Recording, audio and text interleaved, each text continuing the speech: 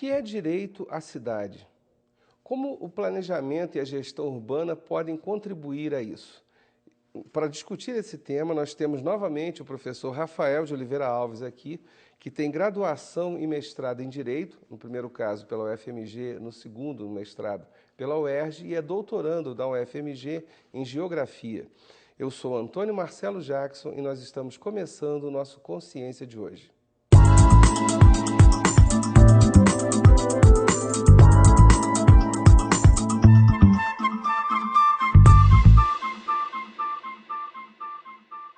Bom, Rafael, obrigado pela presença aí na nossa luta eterna e um segundo programa necessário por tudo que nós conversamos. E nós conversamos no programa anterior temas que envolviam, digamos assim, a supremacia da função social em detrimento, mas detrimento assim com aspas, que não chega assim, não é uma punição ao direito de propriedade, porque no final as pessoas vivem na cidade. O ser humano ele só existe como ser social, não há como ser diferente. E aí eu queria começar o nosso programa de hoje, né, agradecendo novamente a você e perguntando o que é direito à cidade. É essa a discussão sobre função social? Como é que é isso? Mais uma vez, obrigado, Antônio. A gente continuar essa conversa. E essa expressão direito à cidade, alguns autores vão falar, está sendo até banalizado, todo mundo fala em direito à cidade. Mas o direito à cidade envolve uma condição de cidadania. Isso que é importante da gente destacar, né? Ser cidadão não é apenas ir lá na eleição e votar. Ser cidadão é participar da sua cidade, da sua vida comunitária. E a participação envolve também a gestão do Estado. Então, o direito à cidade envolve poder participar da gestão do Estado, mas mais do que isso, poder se apropriar da cidade. No programa anterior a gente falava que há proprietários, né, pessoas que são proprietárias. A gente depois discute, né, por que elas vieram a se tornar proprietárias, que é um problema também. Mas mais do que ser proprietário, a gente precisa se apropriar da cidade e utilizar a cidade, não só a nossa casa, mas utilizar a rua, os espaços, como a gente apontava, a paisagem histórica, o ambiente preservado, Lazer, né? o lazer, a cultura. Então a gente precisa se apropriar da cidade, não só sendo proprietário. É porque, engraçado, você está citando isso e eu já tive a oportunidade de discutir isso em outros programas aqui do Consciência, nos mais diversos temas, porque a gente está muito acostumado, ou antes nós fomos acostumados a pensar a vida de uma forma geral de uma maneira absurdamente e medíocremente pragmática. Ou seja, eu trabalho, ganho dinheiro, pago as contas, como e acabou. E não é isso, quer dizer, existe uma coisa que, e é interessante que isso não é uma discussão nova, que lá na Constituição Americana de 1776 já aparecia o direito à felicidade. E a felicidade passa por tudo isso que você está falando. Quer dizer, ser cidadão não é apenas a cidadania política. Quer dizer, ser cidadão é você ser feliz no lugar que você mora. Isso é fundamental. E o direito à cidade é um direito à vida na cidade. Então, para a gente ter uma vida na cidade e que a gente possa qualificar como uma vida boa, né? Que a gente precisa ter certos ambientes agradáveis na cidade. Então, essa rotina que o nosso modelo econômico nos impõe, que essa que você resumiu, né? Que é da casa para o trabalho, trabalho para casa, né? Ir para o supermercado ou para o shopping para comprar. Se isso for resumido a nossa vida, a gente está perdendo muito. E a gente tem reclamado muito que a gente está perdendo muito tempo, muitos momentos da nossa vida com o trabalho, com o trânsito, com esse transporte caótico. Então, o direito à cidade vem propor para nós uma nova abordagem da cidade, uma nova apropriação, de que a gente possa utilizar a cidade para uma vida mais intensa. E uma vida mais intensa que envolva um partilhamento da cidade. Então, eu não vou ser feliz só na minha casa assistindo televisão. Eu vou ser feliz e usar o direito à cidade, construir o direito à cidade na rua, com os outros, com as outras pessoas da cidade. É engraçado que você está falando isso, porque aí eu volto na minha infância, né? sem ser necessário citar aqui datas, né? Para não cairmos numa situação desagradável, dizer a idade, essa coisa toda, mas é da coisa do bairro, ter a pracinha, né? era o lugar onde as pessoas conversavam, onde se andava de bicicleta, quer dizer, isso em algum momento se perdeu e aí voltou à tona na discussão aqui no Brasil. E ao mesmo tempo que você está, a partir da minha citação, do seu comentário, eu estou me lembrando de uma coisa que eu li há muito tempo atrás, não vou me recordar agora o título exato, mas era um livro do Amartya Sen, né, o economista indiano que ganhou o Prêmio Nobel, que ele fazia uma citação de um texto mitológico em hindu, onde um casal conversava e a mulher perguntava assim, bom, se nós ganharmos toda a riqueza do mundo, nós vamos conseguir tudo? E aí o marido respondia, olha, eu acho que a imortalidade, por exemplo, não. Então, quer dizer, o fato de ser só riqueza, só endinheirar, né, não resolve, quer dizer, esse lazer é necessário. Né? E aí a cidade, então, ela tem que ser um lugar agradável. Né? Antônio, e aí a gente vai tocando uma crítica que é radical ao modelo econômico que nós temos. Né? A felicidade não passa por compra. Há outras esferas da nossa vida e são esferas muito mais proveitosas que não passam pelo consumo. Então você falava, né, das crianças brincando na rua, né? Isso não tem preço mesmo e não deve ter preço. Mas no nosso modelo, o que é feito é converter esses espaços públicos em espaços privados. Então antes a festa era na praça, agora a festa é dentro do shopping, né? Sim. Existe, portanto, uma tentativa constante de privatizar a cidade, privatizar espaços. E aí a gente entra num dilema, Antônio. Se a gente privatiza a cidade, se a gente tem na cidade só cercas e muros, a gente não tem espaço público. E sem o espaço público, a gente não tem a cidadania que nós reivindicamos. É engraçado, você está falando isso, para quem não conhece, vou citar, para quem conhece vai saber muito bem, que é o bairro da Barra da Tijuca, no Rio de Janeiro, que é exatamente nisso que se transformou. Quer dizer, uma série de condomínios onde as pessoas vivem dentro dos condomínios, quer dizer, as crianças nascem, crescem, se bobear, vão morrer dentro do condomínio, não tem a menor ideia do que exista fora do muro do condomínio, das grades do condomínio, e nem do próprio condomínio ao lado. Quer dizer, é uma coisa assim que eu acho que é totalmente desumano isso, né? Porque que desumaniza mesmo as pessoas. Né? Aquela sensação de brincar na praça desaparece. Né? A gente brincava aqui com a Matrix, né, que a gente entra na Matrix para fazer o programa, né?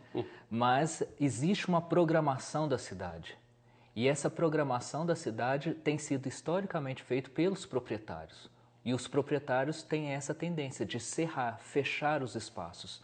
Por isso é tão importante o direito urbanístico e o direito à cidade, para que a gente abra os espaços, tenhamos mais espaços públicos. Daí a importância da gente ter leis.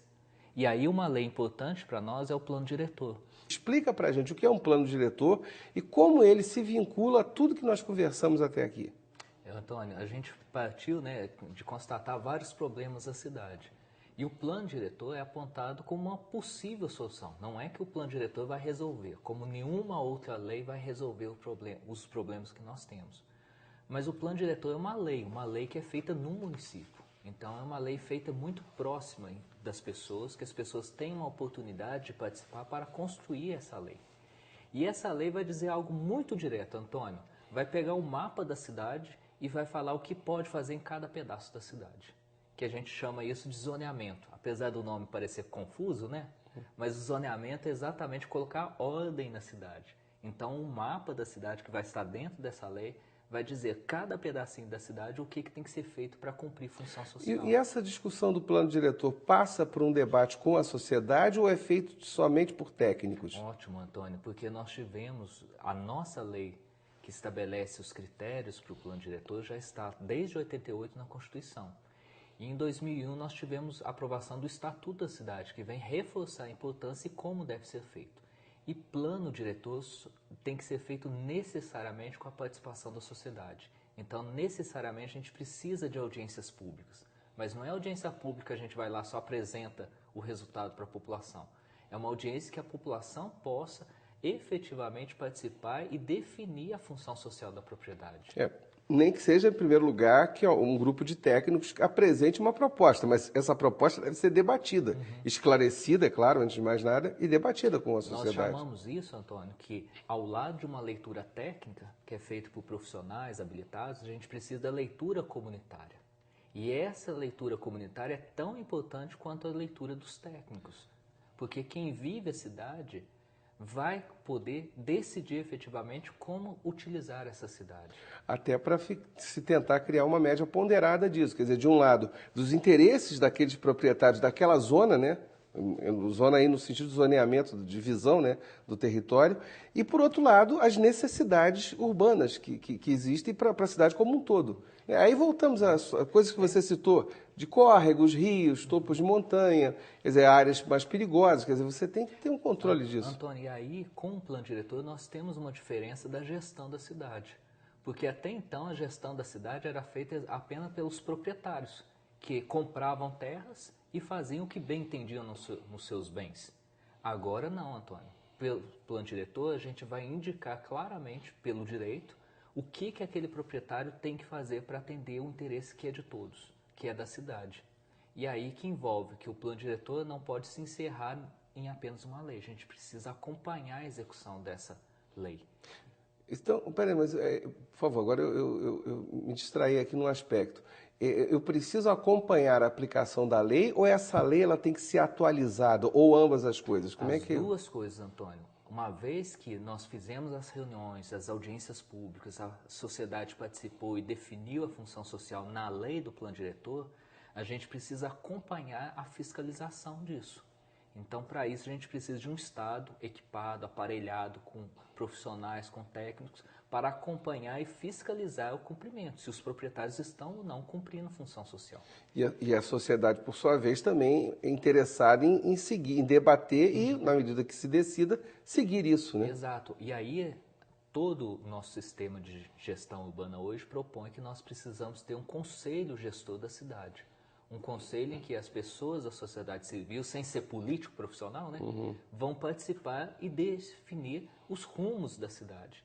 Nesse conselho é necessário definir como a gente vai fiscalizar essas propriedades, essa função. Então, necessariamente, a gente vai passar por tempos, por reavaliações, e aí sim podemos reavaliar o plano diretor e mudar funções da cidade, mas sempre a partir do debate público. Nunca a partir de conversas privadas entre o gestor público e o proprietário. Você está citando isso, e aí saindo aqui da seara de Ouro Preto, mas uma coisa que acho que todas as pessoas do país sabem muito bem, vão se lembrar, é o caso daquela enxurrada que teve há 2, 3 anos atrás em Petrópolis, na região serrana do Rio de Janeiro, onde particularmente num local chamado Vale do Cuiabá, tinha um pequeno córrego lá, né? Eu me lembro disso, todos os técnicos haviam dito não era para ter construção ali. E aí, por esses interesses que não são políticos, eu chamaria de politiqueiros, e por negociações de algumas pessoas ali com a elite política local, as construções aconteceram. Bom, o resultado todos, lamentavelmente, acompanharam na televisão. Inúmeros mortos naquela região. Quer dizer, e tem esse lado, quer dizer, quando você não cumpre o plano diretor, quando você também descumpre as coisas, é aquilo que a gente citou no outro bloco. Não é só uma questão de paisagem, que a vida também está em jogo. A gente precisa constatar e compreender não só o resultado, que acaba em tragédia, né, mas compreender o funcionamento disso.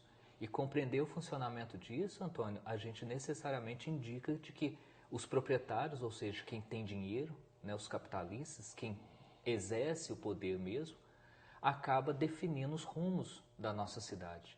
Então, historicamente, mais uma vez, quem decide o que é feito na cidade são esses proprietários. O direito à cidade vem agora, Antônio, para dizer que não são os proprietários que vão decidir o que é feito com a cidade, mas são todos nós. Então, o debate vai ter que ser público e é pelas audiências públicas, por uma norma pública, que a gente vai definir como utilizar a cidade. Seria, como isso é uma coisa que aparece de forma evidente na Constituição de 1988, e podemos dizer, por ser recente, muito recente no nosso país, daí a dificuldade das pessoas compreenderem, você poderia, Antônio, aceitaria isso? Existe uma ideologia da propriedade privada absoluta. Então, nós temos, né, incutida na nossa sociedade, todos nós acabamos comunicando esse senso comum de que a propriedade é absoluta e que o proprietário poderia fazer tudo que ele desejasse, como se fosse natural. Agora, com a Constituição de 88 e com o direito à cidade, a gente diz que não.